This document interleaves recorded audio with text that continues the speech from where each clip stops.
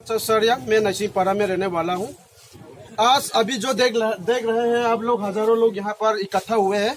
और क्यों इकट्ठा हुए हैं मैं आप लोगों को संक्षिप्त में बताना चाहूँगा कि यहाँ पर हजारों लोग इसलिए इकट्ठा हुआ है कि हम लोगों को 28 डेज हो चुका है, 28 दिन हो चुका है कि त्रिपुरा गवर्नमेंट के द्वारा जो हम लोगों को रेशन फैसिलिटी, जितना भी डिस्प्लेस का फैसिलिटी जो दिया जा रहा है उसी को बंद करके रखा गया है। और बंद करके आज 28 डेज हो चुका है, बंद करके गया है, कुछ भी नहीं मिला।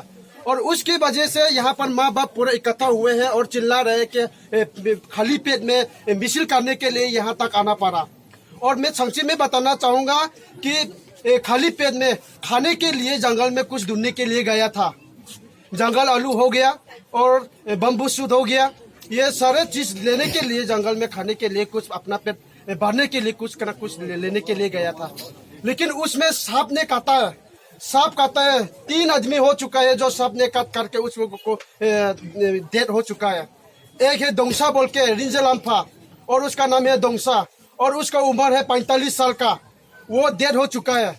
और उसके बाद हमारा जो गांव का एक रोशमिम्फा बोल के एक है, उसका उम्र टोटल 40 साल का है। वो भी अभी पूरा उसका पैर में कटा है वो सांप ने, तो पूरा फूल गया उसका, इधर उधर नहीं बता सकता है। अभी ऐसे ही खाली पेट में रहना पड़ रहा है। इसलिए बहुत उम्मीद के साथ हम लोग त्रिपुरा में हैं, बहुत उम्मीद के साथ हम लोग रहते हैं। और हम पूरा त्रिपुरा गवर्नमेंट को विश्वास है कि रिसेटलमेंट करने के बाद हमारा कुछ ना कुछ करेंगे। लेकिन त्रिपुरा में रिसेटलमेंट करने से पहले एक बूंद पानी पीने के लिए, खाना में पानी डाल के खाने के लिए भी थोड़ा सा हम लोग अगर नहीं चिल्लाएंगे तो खाना भी नहीं मिलता है। तो उसका मतलब ये सोचो कि हमारा जीवन में क्या होगा त्रिपुरा में रिसेटलमेंट करने के बाद। बहुत सारे लोग धूमधाम से मना रहे हैं अभी। और हमारा डिस्प्लेस कैंप का एक भी हमारा जुल्ला तक नहीं जल रहा है। उसका मतलब हम ये जानते हैं कि त्रिपुरा गवर्नमेंट हो या सेंट्रल गवर्नमेंट हो, हमारे ऊपर ध्यान नहीं देता है। हमारे ऊपर ध्यान नहीं देता है।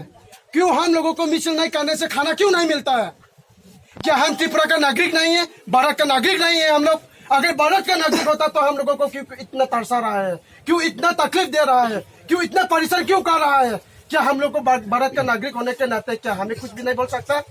भारत का नागरिक होने के नाते हमें हमारा राइट को बोलने से भी ऐसा ही करके रखा है।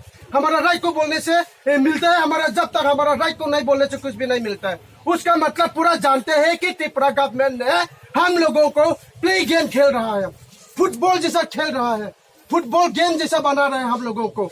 थोड़ा सा चावल खाने के लिए, थोड़ा सा भात खाने के लिए हम लोगों को मिसिल करना पड़ता है, चिल्लाना पड़ता है।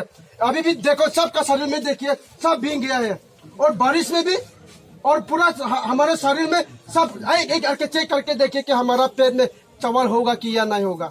चेक करके देखिए त्रिपुरा गवर्नमेंट पूरा क्यों त्रिपुरा गवर्नमेंट से ये सवाल करना चाहता है, क्यों गेम खेल रहे हैं हमारे ऊपर?